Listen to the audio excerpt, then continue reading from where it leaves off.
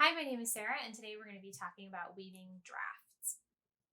So, weaving draft is basically the way that weavers talk about patterns or how the threads go onto the loom so that you can create the fabric that you want. The reason why we use drafts or patterns is so that we aren't investing all this time and energy and resources into something that we may not like in the end.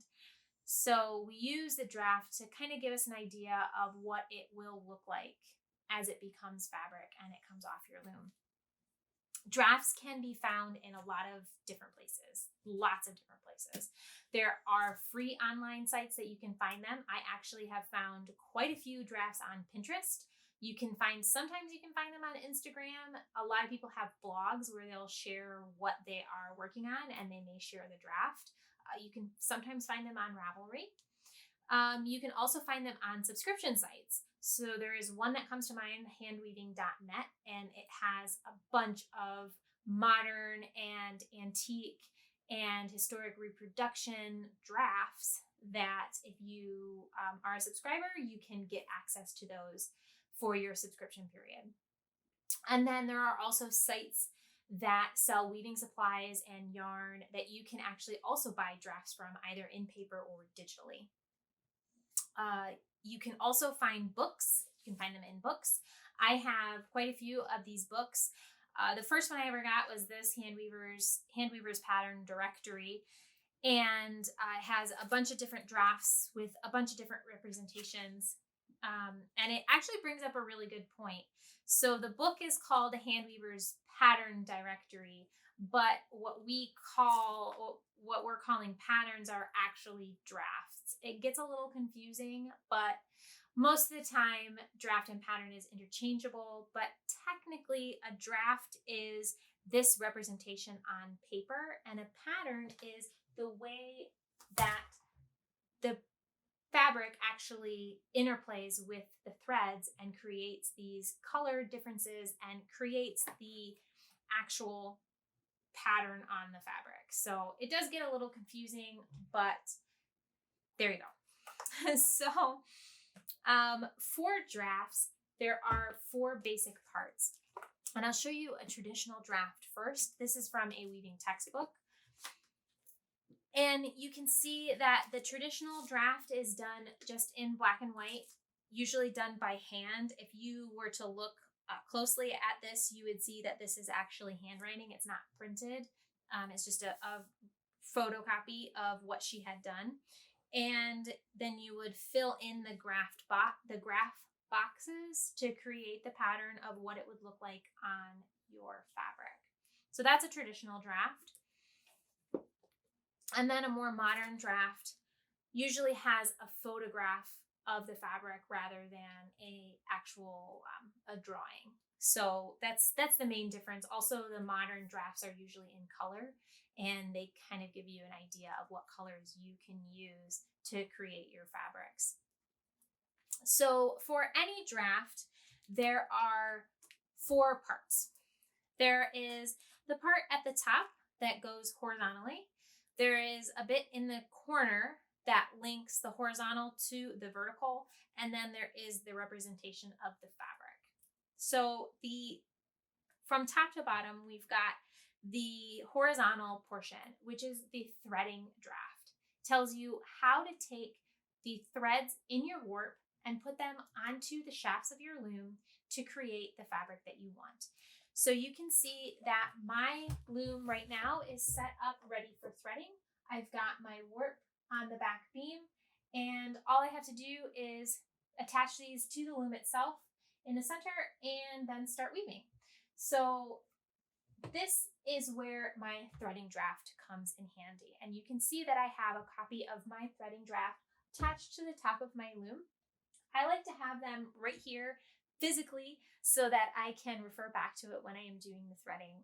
I am a very visual person. I like having it here. I like doing this with paper and pencil and attaching it to my loom. The threading tells you which threads to attach to which harnesses. So these are the harnesses. They move up and down, and they are controlled by the treadles, which you can't see here. You can see the lambs. These turn, and you can see the harness goes up. So that's what my feet are doing when I'm weaving.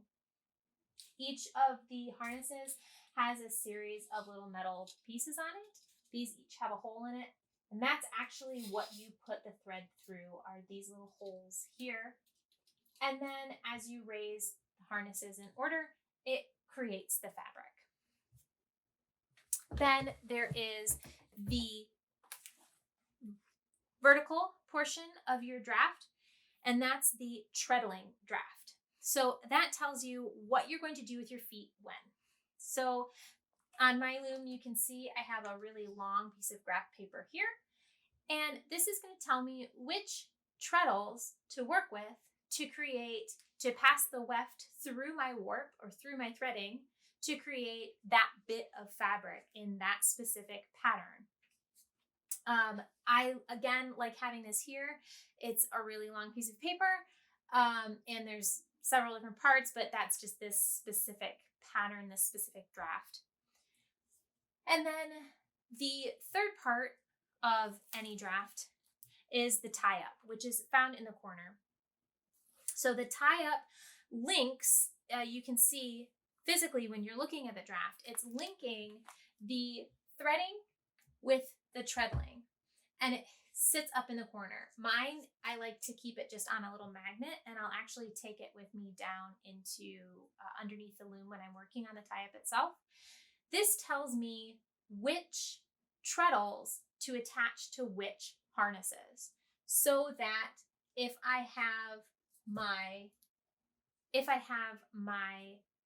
one treadle attached to my one harness, that means every time I push down my first treadle, my first harness is going to pop up.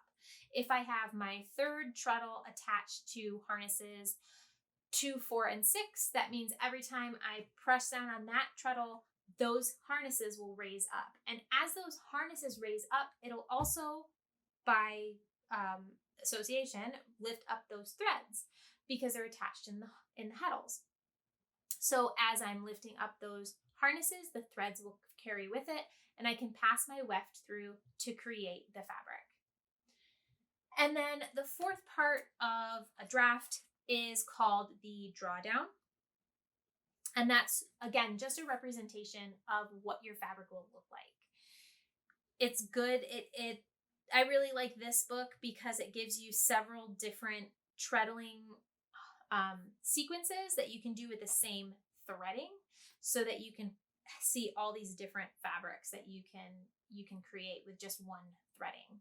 And that, again, goes back to why we use drafts. You don't want to spend all that time creating these intricate patterns in your threading and then find out that it just kind of all looks like mud when you get onto the loom. So it's nice to have these drafts for you already kind of figured out. That's not to say that you can't create your own draft, because you absolutely can. Some people do that with either just an old-fashioned pen and paper, or you can also use graphing applications to sort of figure out how it works. There's actually a large subset of weavers who take historic fabric and figure out the draft from the fabric itself and then recreate those historic patterns, which is really cool, but way beyond my ability. Speaking of applications, there is a weaving application that I use. It's called iWeaveit. I have it on my tablet. It is available for both Android and Apple. And I believe there's also a PC version that you can do on your desktop. There's a lot of different apps. I liked this one because I had the ability to put it on my tablet. It was a little expensive. I think it was like $20, give or take. But I do think it's worth it. I use the application almost exclusively during my setup phase. I don't really use the app when I'm weaving itself. I find it's a bit clunky for that because it's, it might be a little slow. I have to constantly stop what I'm doing to touch the screen. That's why I like to have the graph paper to refer to on my loom itself. But the app is great for setting up, getting your information.